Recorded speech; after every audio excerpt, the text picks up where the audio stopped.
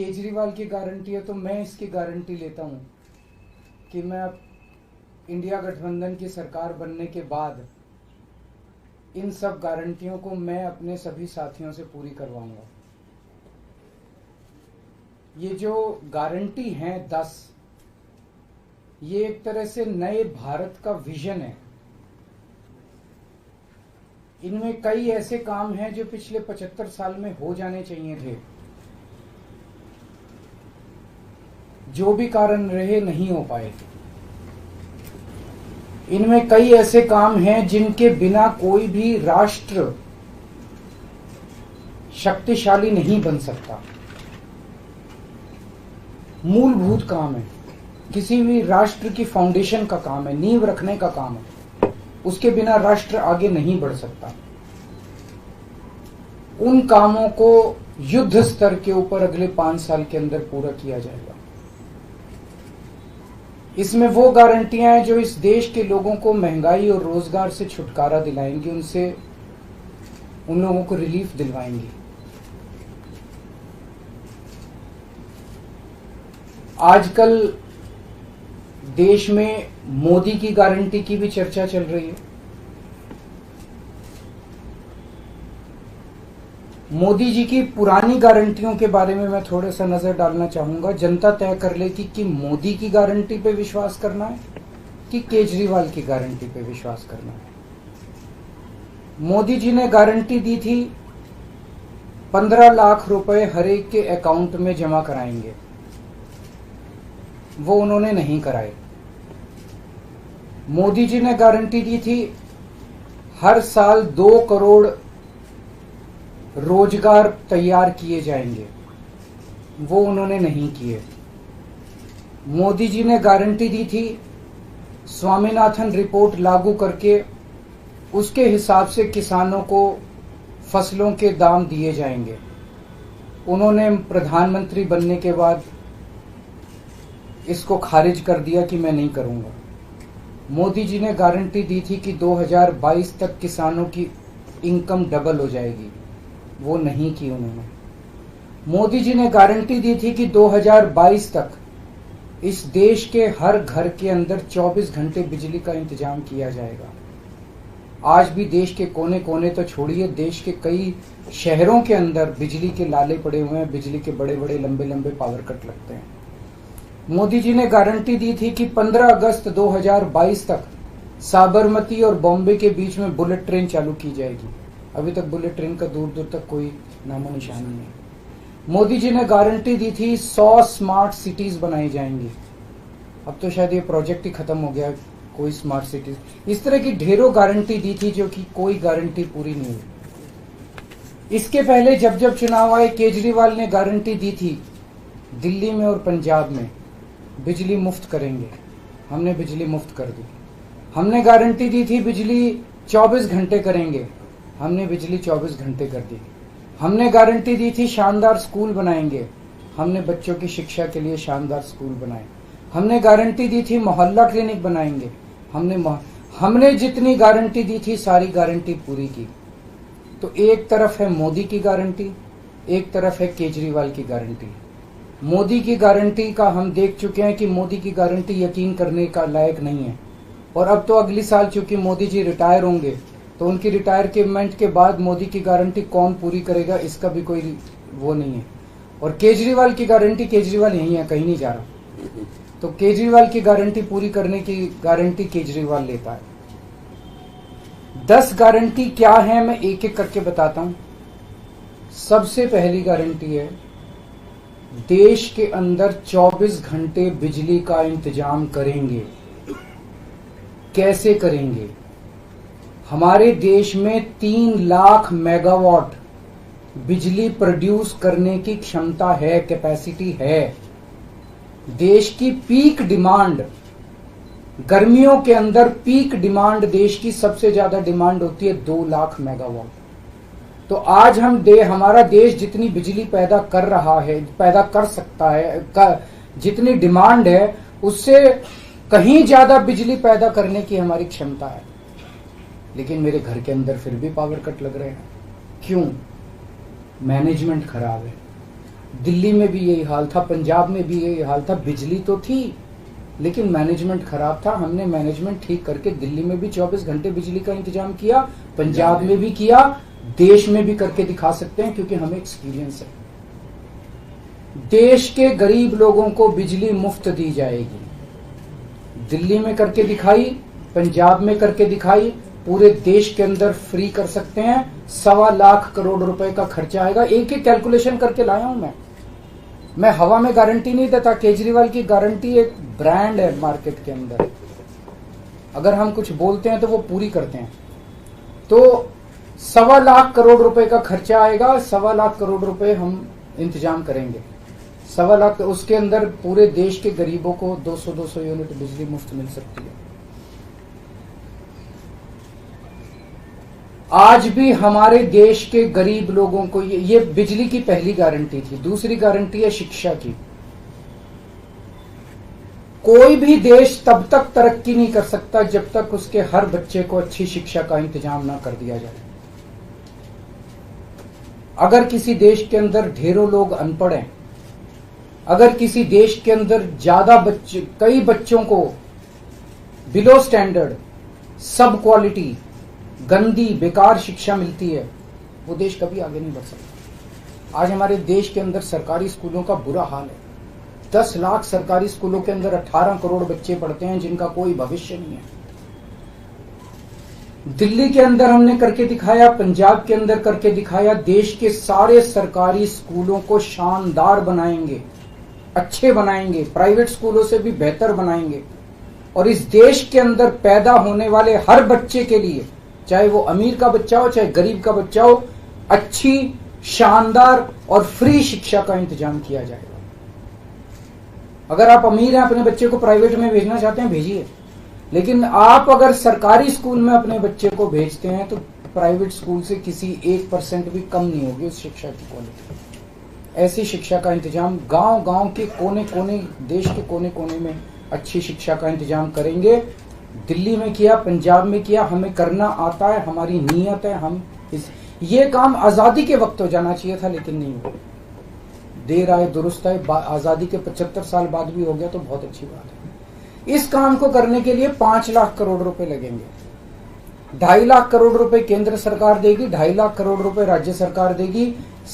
हर साल 5 साल में हर साल 50,000 करोड़ रुपए का खर्चा आएगा केंद्र सरकार को। 50,000 करोड़ तो कुछ भी नहीं है। अगर 50,000 करोड़ रुपए सालाना खर्चे में मेरे देश के बच्चा अगर 18 करोड़ बच्चों को अच्छी शिक्षा मिल जाए, इससे अच्छा और क्या हो सकता है। तीसरा, स्वास्थ्य।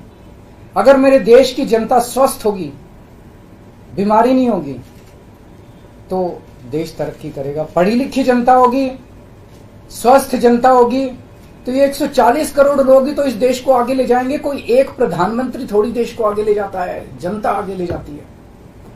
तो सब लोगों को अच्छे इलाज का इंतजाम करेंगे। आज अगर किसी को के घर में कोई बीमार हो जाए, बड़ी बीमारी हो जाए, सरकारी अस्पतालों का बुरा हाल है पूरे देश के अंदर और प्राइवेट वालों ने लूट मचा रखी है। पूरे देश में कोने कोने में, हर गांव में, हर मोहल्ले में मोहल्ला क्लिनिक खोला जाएगा। शानदार डिस्ट्रिक्ट हॉस्पिटल जितने, उनको मल्टी स्पेशलिटी बना के उनको शानदार प्राइवेट हॉस्पिटल्स की तर्ज पे बनाया जाएगा। और इस देश में पैदा होने वाले हर व्यक्ति का पूरा इलाज मुफ्त होगा, इंश्योरेंस के आधार पे नहीं होगा। ये बहुत बड़ा स्कैम है। जितनी सरकारी, राज्य सरकारें, केंद्र सरकार इंश्योरेंस आधारित जो स्कीम बनाती हैं, ये सब बहुत स्कैम है इंश्योरेंस कंपनीज के साथ। हम इंफ्रास्ट्रक्चर क्रिएट करेंगे, कोने कोने के अंदर, गांव गांव के अंदर इंफ्रास्ट्रक्चर क्रिएट करेंगे, हेल्थ इंफ्रास्ट्रक्चर क्रिएट करेंगे, अस्पताल बनाएंगे, मोहल्ला क्लिनिक बनाएंगे, ताकि लोग वहां जाके अपना इलाज करा सकें। और सबका इलाज मुफ्त होगा, चाहे अमीर हो चाहे गरीब हो। इसके लिए भी 5 लाख करोड़ रुपए का खर्चा आएगा। 2.5 लाख करोड़ राज्य सरकार देगी, 2.5 लाख करोड़ केंद्र सरकार देगी। 5 साल के अंदर 5 लाख करोड़ रुपए, हर साल 50-50 हजार करोड़ का खर्चा आएगा। राष्ट्र सर्वोपरि, हमारी चौथी गारंटी। चीन ने हमारे देश की जमीन पे कब्जा कर लिया। हमारी केंद्र सरकार से जब भी पूछा जाए वो कहते हैं कोई नहीं आया, कुछ नहीं हुआ। सब जानते हैं, पूरी दुनिया जानती है, सैटेलाइट का जमाना है, सबके पास तस्वीरें हैं कि किस तरह से चीन ने हमारी सरजमी के ऊपर घुस के और उसकी हमारी जमीन के ऊपर कब्जा कर लिया। जुठलाने से समस्या का समाधान नहीं होगा, लोगों से छुपाने से समस्या का समाधान नहीं होगा। हमारे देश की सेना के अंदर बहुत ताकत है। हमारे देश की सेना को एक बार इजाजत तो दीजिए, उसको स्वतंत्रता तो दीजिए काम करने की। वो देखिए आपको जीत के लाती है। तो हमारे देश की जितनी जमीन पे चाइना ने कब्जा किया हुआ है, उस जमीन को चाइना के कब्जे से छुड़वाएंगे। इसके लिए एक तरफ डिप्लोमेटिक लेवल पे एफर्ट्स किए जाएंगे और सेना को पूरी स्वतंत्रता दी जाएगी कि वो इसके बारे में जो कदम उठाना चाहे कदम उठा सकती है। सेना को आज जो रोका जा रहा है वो रोका नहीं जाएगा। आज हमारी ये अग्निवीर योजना जो है कि हमारे युवाओं को फौज में भर्ती करके 4 साल के बाद निकाल दिया जाता है।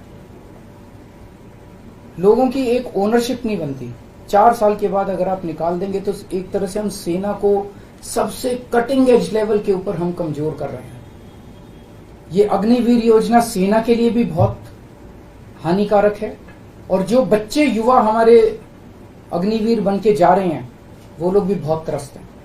अग्निवीर योजना को बंद किया जाएगा।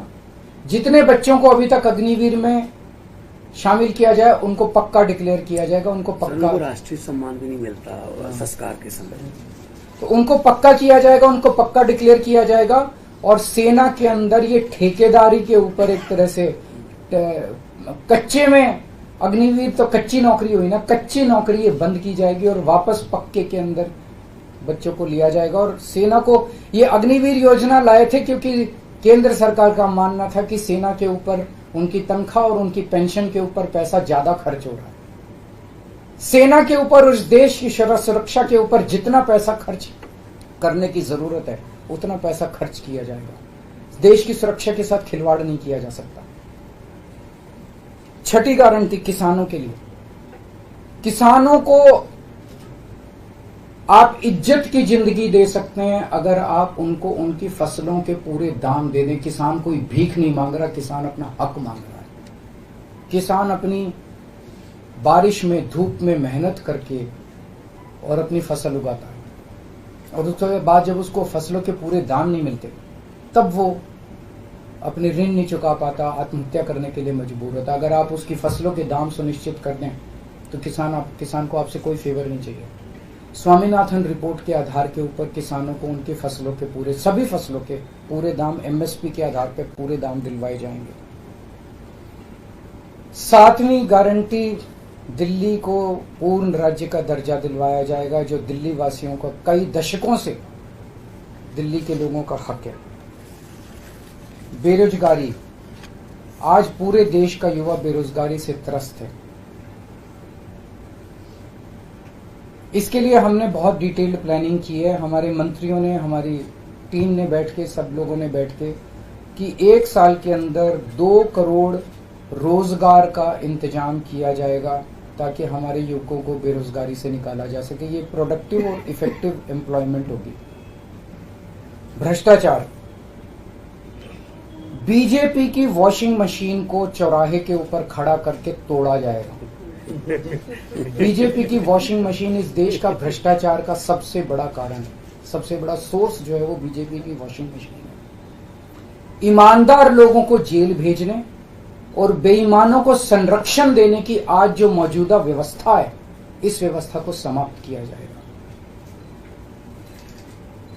दिल्ली और पंजाब में जिस तरह से हमने भ्रष्टाचार पे दोनों लेवल पे, छोटे लेवल का भ्रष्टाचार और बड़े लेवल का भ्रष्टाचार, हमने जो वार किया है, उसी लेवल पे इफेक्टिव तरीके से पूरे देश को भ्रष्टाचार से निजात दिलवाई जाएगी। और 10वीं और आखिरी गारंटी व्यापारियों के लिए। अगर किसी देश के अंदर व्यापारी और उद्योगपति खुल के व्यापार नहीं कर सकते, अपने व्यापार को नहीं बढ़ा सकते, तो वो देश कभी तरक्की नहीं कर सकता। उस देश के अंदर कभी जॉब्स पैदा नहीं हो सकते। और ये डेटा बताता है कि पिछले 8-10 साल के अंदर इस देश के 12 लाख हाई नेटवर्थ इंडिविजुअल्स, बड़े बड़े अमीर लोग इस देश के अंदर व्यापार और उद्योग बंद करके विदेशों में चले गए हैं, क्योंकि इस देश के अंदर आतंक मचा रखा है सरकार, केंद्र सरकार ने, उन लोगों को डराने का, धमकाने का। जीएसटी को पीएमएलए से बाहर किया जाएगा, जीएसटी का सरलीकरण किया जाएगा, सारी प्रशासनिक और लीगल व्यवस्थाओं को सरलीकरण किया जाएगा और एक ऐसी व्यवस्था की जाएगी कि अगर इस देश के अंदर कोई सही तरीके से व्यापार करना चाहे तो वह व्यापार कर भी सकता है, उद्योग खोल भी सकता है, ज्यादा परमिशंस की जरूरत नहीं होगी और बड़े स्तर के ऊपर हम व्यापार को और उद्योग को, हमारा टारगेट चाइना को पीछे छोड़ना है जो आज इस दुनिया के अंदर इसमें व्यापार में और उद्योग में और प्रोडक्शन में बहुत आगे है। हमारा कंपटीशन उनके साथ है, तो इसके लिए सभी व्यापारियों को, उद्योगपतियों को आगे बढ़ने का मौका दिया जाएगा। ये हम लोगों की 10 गारंटी है और मजबूत गारंटी है और मैं समझता हूं कि देश को इन सब उससे तरक्की मिलेगी। अगर आपके कोई प्रश्न है आपने तो। वॉशिंग मशीन वाली बात कही, तो क्या इसका मतलब है कि जो कार्रवाई हो रही है वैसी कार्रवाई आप लोग करेंगे? नहीं, हम कह रहे हैं वॉशिंग मशीन तोड़ेंगे। हम ये कह रहे हैं कि आज ईमानदार लोगों को पकड़ पकड़ के जेल भेजा जा रहा है, बेईमानों को वो अपनी पार्टी में शामिल करके संरक्षण देते हैं और उनको ईडी और सीबीआई के केस में, ये व्यवस्था बंद की जाएगी।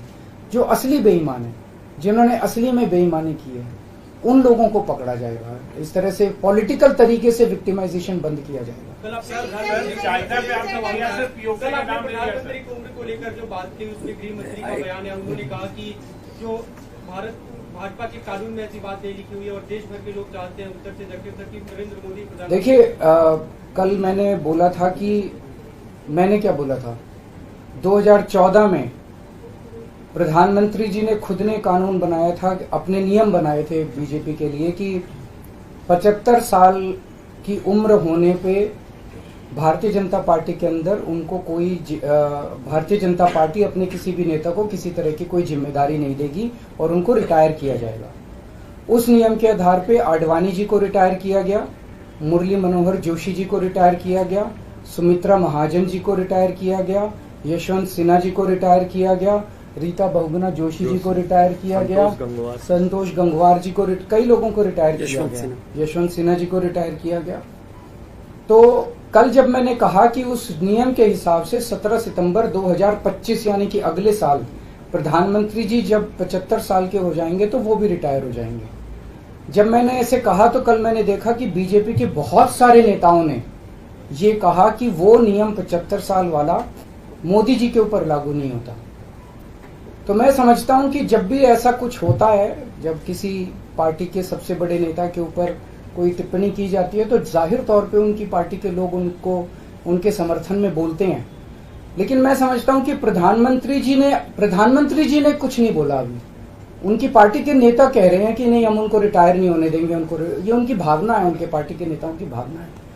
प्रधानमंत्री जी ने जो नियम बनाया जिसके तहत आडवाणी जी को रिटायर किया गया, मैं समझता हूं कि प्रधानमंत्री जी किसी भी हालत में उस नियम को अपने ऊपर लागू होने से नहीं रोकेंगे। वो ऐसा नहीं कहेंगे कि उस जिस नियम में आडवाणी जी रिटायर हुआ मैं उस नियम पे अपने ऊपर नहीं, या तो प्रधानमंत्री जी कह दें कि वो नियम अब मेरे ऊपर लागू नहीं होगा, आडवाणी जी के लिए बनाया था वो, या तो वो कह दें, लेकिन मैं नहीं समझता कि प्रधानमंत्री जी ऐसा कहेंगे। तो जाहिर तौर पे बाकी नेता सारे सपोर्ट कर रहे हैं उनको, लेकिन प्रधानमंत्री जी तो रिटायर होंगे। वो ऐसा, मेरी गुजारिश ये है कि प्रधानमंत्री जी ये बता दें कि उनका सक्सेसर कौन होगा, नहीं तो आपस में मारकाट मचेगी उनके अंदर। दूसरी चीज, एक और चीज है, कल मैंने जो कहा कि वन लीडर वन नेशन का जो वन नेशन वन लीडर का जो उनका वो आइडिया चल रहा है, उसके तहत एक तरफ वो विपक्ष के सारे नेताओं को जेल भेज रहे हैं और अपनी सारी पार्टी के सारे नेताओं की राजनीति खत्म कर रहे हैं। शिवराज सिंह चौहान जी की, वसुंधरा राजे की, डॉक्टर रमन सिंह को राजनीति से गायब खत्म कर दिया, खट्टर साहब को कर दिया। और अब जब मैंने जनता से पूछा, सारी जनता बोली योगी जी का अगला नंबर है। तो कल इनकी पार्टी के सारे नेताओं ने मोदी जी के लिए तो कहा कि मोदी जी पे 75 साल वाला लागू नहीं होगा, लेकिन एक भी नेता ने ये नहीं कहा कि योगी जी को नहीं हटाया जाएगा। तो एक तो ये पक्की हो गई पिछले 24 घंटे में बात कि अगले 2 महीने के अंदर योगी जी को उत्तर प्रदेश के सीएम से हटाया जा रहा है। इस देश के बच्चे बच्चे की जुबान पे ये था कि योगी जी को अगले 2 महीने में चुनाव जीतते ये लोग हटाएंगे। तो ये बात तो कल पक्की होगी कि योगी जी को हटाया जा रहा है। सर, आपने अक्साई चेक का नाम लिया पर पीओके का नाम नहीं लिया, पीओके पे क्या रणनीति रहेगी आम आदमी? बिल्कुल वो इसका हिस्सा है, भारत का हिस्सा है, उसको भी वापस लेके रहेंगे। आप पीएम की गारंटी के सापेक्ष अपनी गारंटी लाए हैं, आपने अपने कुलीग से भी बात नहीं की। सबसे बात करके लाया हूं मैं। नहीं, जो इंडिया अलायंस है आपको नहीं, मैं सहमत हूं, मैं उसके लिए माफी मांगता हूं। मैं इंडिया अलायंस के सभी पार्टनर से, क्योंकि समय कम था, चुनाव आधा बीत चुका है, मैं माफी मांगता हूं उनसे। लेकिन मैं समझता हूं कि स्कूल खोलने पे, अस्पताल खोलने पे उनको आपत्ति नहीं होनी चाहिए, और मैं समझता हूं उनसे जब मौका गारंटी है आपकी, तो क्या लगता है कि चुनाव बाद अगर इंडिया गठबंधन आता है तो आपकी पीएम पद के लिए क्या ना, मैं पीएम पद में, लेकिन जो भी सरकार बनेगी उस सरकार से मैं करवा के लाऊंगा, मेरे पे भरोसा करो। Thank you.